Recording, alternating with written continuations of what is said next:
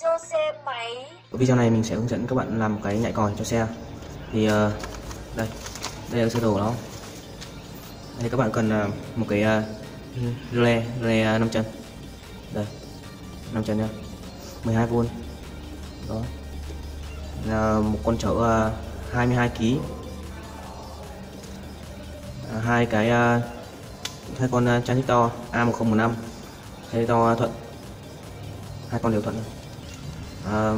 Một cái tụ 100 microfarad, một cái tụ 1 microfarad, một con diode và một ít dây điện. Sơ đồ đây. Đây con A015 thì nó có 3 chân này. Đây nhìn nhẹ nhá. Thì có chân thứ tự là ECB. Thì chân hai con móc kiểu Darlington, kiểu tăng độ nhạy ấy. Đây hai con. Chân B thì nối với một con với chân âm của tụ 1 microfarad đến đây. Chân C thì nối với nhau, hai con chân sợi nối với nhau. Chân E thì nối với chân B, có E thứ nhất nối với B thứ hai, và chân C nối con tụ âm tụ 100 microfarad đến hai chân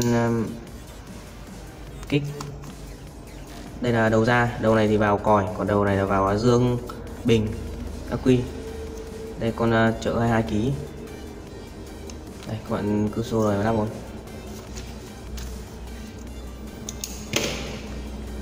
Đây 5 chân nó đây. Đúng thứ tự của 5 chân đây, 1 2 3 4 5. Các bạn cứ hàn theo sơ đồ là được.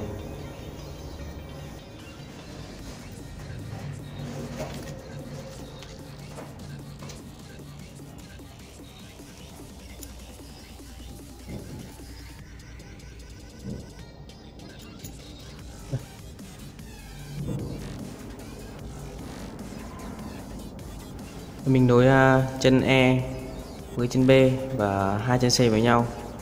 Thì còn hai chân này là chân E và chân B.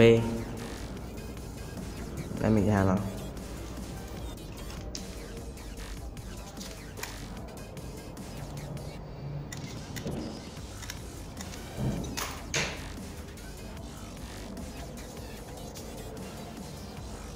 Đây là chân E thì mình sẽ đây, chân E đây sẽ nối với một chân của cái điều khiển, cái cuộn dây ạ. Đây.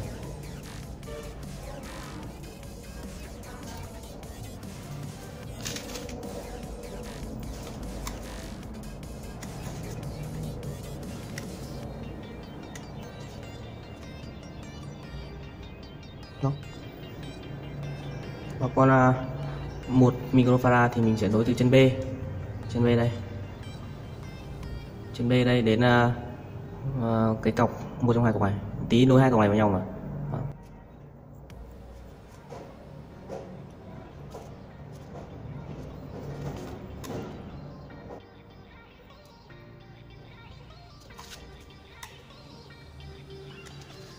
Đó.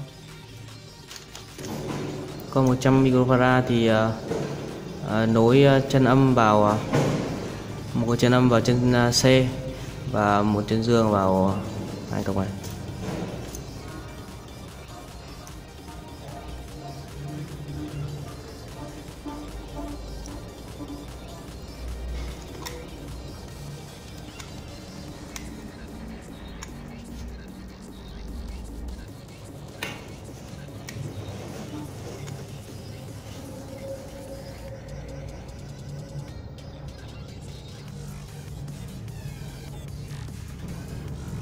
Đây mình đây con chở 22 kg.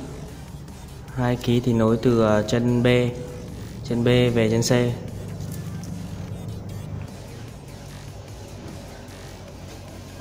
Đây và một con diode 4047 thì nối từ chân C đây về về cái đầu này.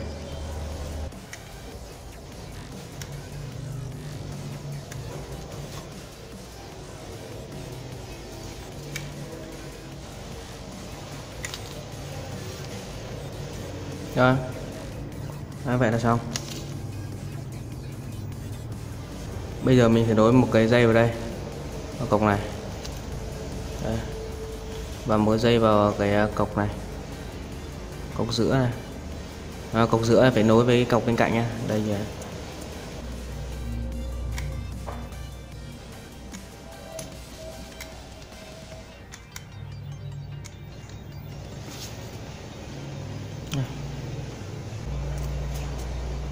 Còn một dây thì nối vào chân này nha.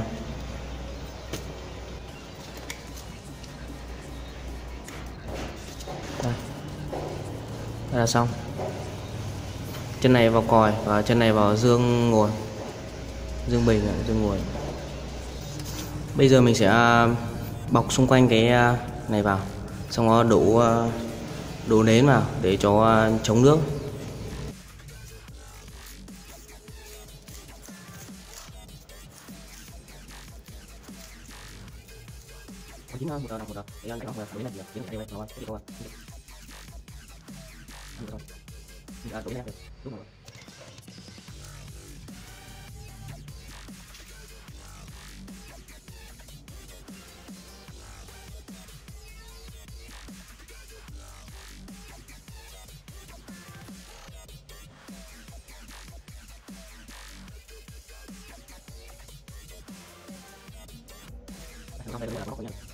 Đây, sau khi nến nguội, bên mình lắp vào xe nhá. Đây, có đây thì nó có 2 dây, thì các bạn tìm dây dương ạ, các bạn rút ra, có dây bật im, các bạn chiết một điệu cái lớp vỏ của dây dương ấy, và các bạn gắn cái đây, cái nhại chúng ta vừa làm này, thì cái phần dây dương này thì chúng ta đâu vào đây, đâu vào dây dương bình, dương nguồn, còn dây còn lại thì nối vào còi.